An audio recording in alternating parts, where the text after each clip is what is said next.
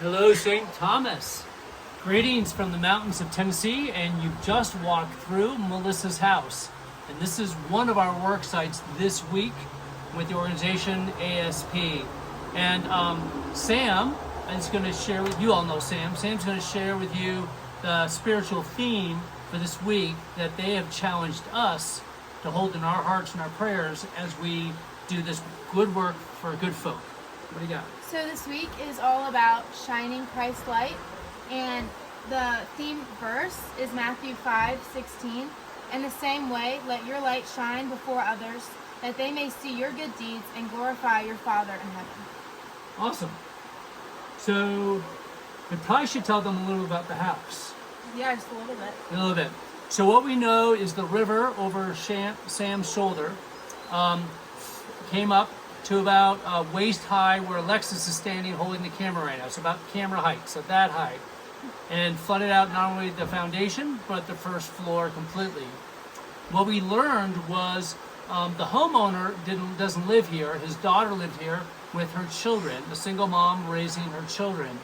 And so they didn't qualify for grants because her name didn't match the deed, which is a common issue in disaster areas. And so the local church down the street, they prayerfully said, hey, we need to do something to help this family.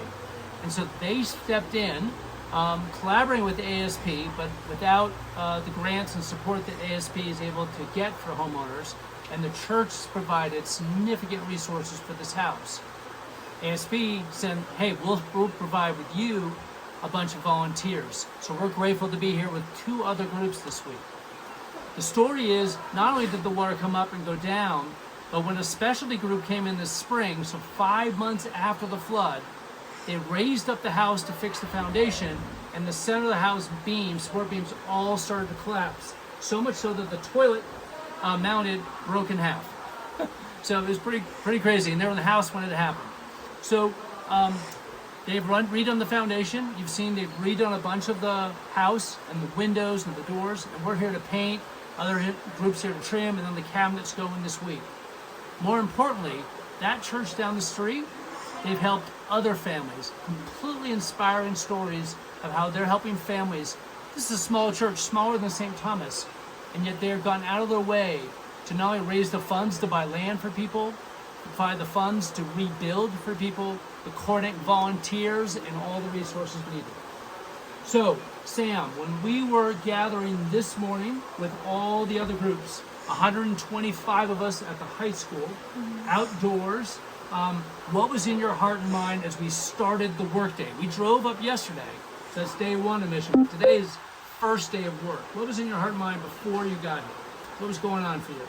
I was excited. I was nervous because I didn't know what to expect. I didn't know, we didn't know what we were walking into on this work site. Yep. But I was excited, and I didn't know that we were going to be with another small group at our work site. So that ended up being exciting because we got to make new friends and stuff. Sweet.